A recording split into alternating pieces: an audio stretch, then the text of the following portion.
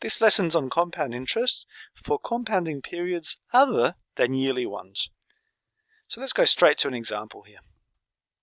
Here we have Adam, who invested $7,000 at a rate of 5.4% per annum, compounded monthly for 4 years.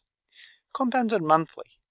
That means that he gets paid interest at the end of every month, and he left the money there for a whole 4 years. Now, the question is asking us, how much will he have at the end of the 4 years? How much will he have? That is future value. And if you recall from last lesson, our future value is present value times 1 plus I to the power of n. Now, the present value, that's 7,000, that's the easy part. But let's work out what I and n are. They're the little bit trickier ones, the trickier parts. So from last lesson, I was the rate of interest per compounding period as a decimal. Well, a lot of stuff there. But it's not too bad. Now, let's focus on this interest rate here. That's 5.4% for the whole year. But we're not getting paid interest for the whole year. Sorry, we are not getting paid interest at the end of every year. We're getting paid interest at the end of every month now. So, to work out the I, you go like this. First of all, write it as a decimal. That is 0.054.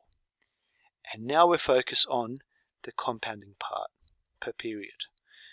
So if you're getting paid 5.4% in the whole year, what percentage are you getting paid for 1 month? Because you're getting paid interest every month. And that is quite simple. You divide it by 12 and you leave it like that. Next one, N. N stands for the number of compounding periods. In other words, how many times will you get paid interest? Well, we're getting paid interest every month.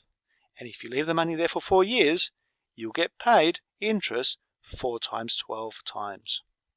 Okay, so now we just put those in the calculator.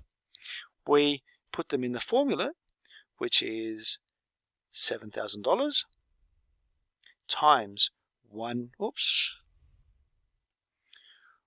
plus 0.054 over 12 to the power of, and up here you press the hat button in the calculator and you put the power there, 4 times 12.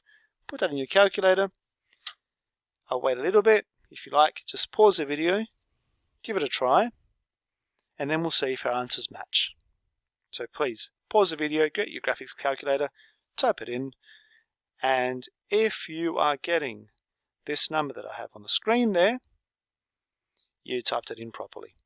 Now, how many cents? Would it be 50 cents? Not quite. 51. So always make sure you round properly. Now, that means that in 4 years' time, he's going to have $8,683.51. Now, let's use our graphics calculator in a different way. We're going to have the same question to answer now. Now, our graphics calculator is great for this. So, whenever you use your graphics calculator, the financial section, you always write all of these letters down. Now, let's give this a go. Now, they're asking us again, how much will he have? That is the future value. We put a question mark here, our future value. Let's start with the $7,000. Now, if Adam is investing the money, that money at the start is going away from him. And if it's going away from him, is it a positive sign or a negative sign? We did this last lesson. Positive or negative when the money leaves you? It's a negative at the start. So our present value, we would put minus $7,000. Next one, let's focus on the 5.4%. That's easy. Goes here, and you don't change anything. You put 5.4 here. Let's focus on the compounded monthly now. Monthly, how many months in a year? That's easy. That's 12. That goes here. Because this part down here, it's how many times you get paid interest every year. That's 12 times every year. Okay. Now we're left with the PMT. If you recall from last lesson, PMT, payment, it's always 0 in year 11. And what do we put here for N? N is the number of times you get paid interest. So we're leaving it there for 4 years. Okay, 4, but we don't get paid 4 times. We're getting paid every month. So N would be 4 lots of 12. That's our table there.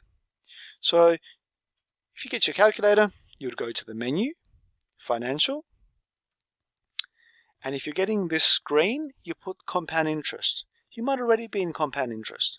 And if you're not on the screen, you press Exit until this screen appears. So you go F2 for compound interest. Now, as per usual, you'll get a set of you'll get random numbers here, and we just have to type over them. Notice this, by the way. I didn't work out what 4 times 12 is. I'd simply type in 4 times 12 there, and when I press Exit, it'll say straight away what it is. 5.4 as our interest, our present value minus 7,000, 0, future value, it doesn't matter what it says there, and you change the number of times you get paid interest per month.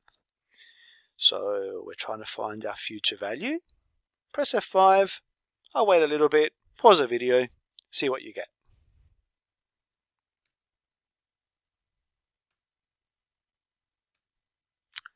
And here we have our future value. So again, you write down what the number is when you're working out.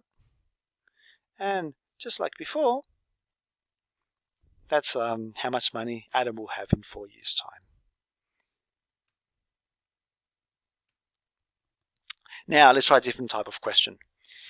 How much, it's telling us, calculate how much must be invested at 8% per annum, compounded daily, to accumulate to $10,000 in 5 years' time, ignoring leap years.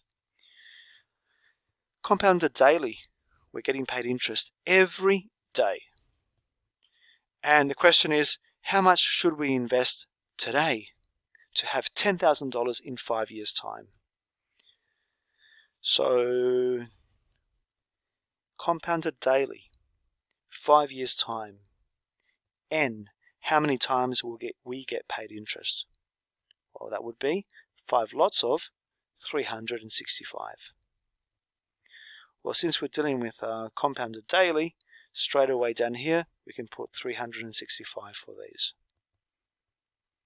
And while we're at it, payment, always 0.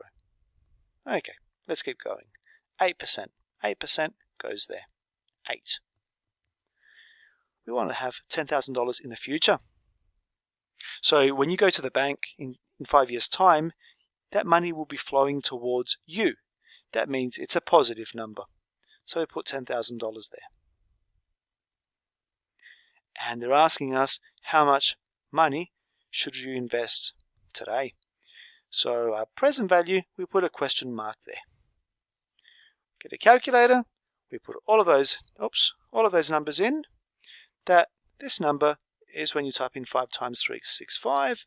Now they're asking us to find the present value. That would be F3. Give it a go, pause the video, type it in, and see what you get. And if you got that number, you've done it properly.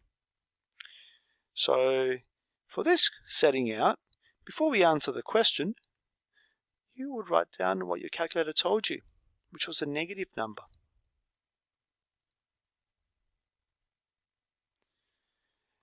That means that the money would have to leave you at the start of that time in order for you to make money later. So when you're writing the sentence, you would put it with a positive value. You would get rid of the negative in your sentence. Okay? Okay. Another question. How long would it take to have $8,000 if a person deposits $5,000 at 6.5% per annum, compounded quarterly? All right. So how long would it take? How long would it take? Which one out of all of these would it be? Which one's about time? Well, it is N. How long would it take? So You want to have $8,000. That's how much money you'd like to have in the future. Okay, that goes here, $8,000. You are depositing $5,000. That money is leaving you. So we put minus 5,000. 6.5% per annum. 6.5. Compounded quarterly. How many quarters in a year? 4. Okay. Payments per year, compound per year, 4 here. That goes there. And again, payment 0. So you put that in your calculator. Notice that I don't care what this number is there, because we are going to press F1 and it will tell us what it is. 29 point something. Now, you always round up for n, because if you leave it there for 29, and I'm not going to mention the word 29, you will not get to 8,000. It has to be over 29, but 29 what? What does that n stand for? 29. 29 what? Well, you're going to have to round up, so it's going to be 30, but 30 what? N, and I recommend that whenever you have a table, you write n, and if it was quarters, you'd write over here, quarters. It will take 30 quarters. But you tell someone it'll take you 30 quarters, what does that even mean? Well, divided by 4. Go, put in your calculator, type in 30 divided by 4, and see what you get. I'm getting 7.5, 7.5 years. So that was 30 divided by 4, which gives us 7.5 years. We are approaching now the end of this one. Actually, I think it's the end. Oh no, actually we have another one after this one. Okay, here we go. Iman deposits $5,000 in an account that compounds interest monthly. 2.5 years later, the account has balanced $6,000. What annual rate of interest has been paid? They're asking us for interest. Question mark here. She deposited $5,000. That left her at the start. So her present value, it's minus 5,000. It's compounded monthly. Monthly over here, 12. Now, 2.5 years later, the account has a balance of $6,000. Let's focus on the time, 2.5 years later. How often is the interest compounded? It's compounded monthly. So how many times did we get paid interest? Well, you left the money there for 2.5 years and you multiply by 12 because it's compounded monthly. Okay. Now, it grew to $6,000. Our future value has grown to $6,000. And a payment is always 0. So it's a matter of putting that in your calculator. Where after I, it does not matter what your I says, but make sure everything else is typed in properly. Type it in your calculator. Press pause if you have to. And we're after I. So you press F2 for I, and it gives us an interest rate of, and always go 2 decimal places for interest. The interest rate would have to be 7.32, but you don't stop there, percent per annum. You'd write a nice sentence. That's not a sentence, but you write it as a sentence. Actually, this was the last question. Okay, so please go and do sections 3C3 and 3C4 from your textbook. That's page 65. Now, in terms of using the formula, just use it for question 1 from 3C3, and the rest straight with your graphics calculator.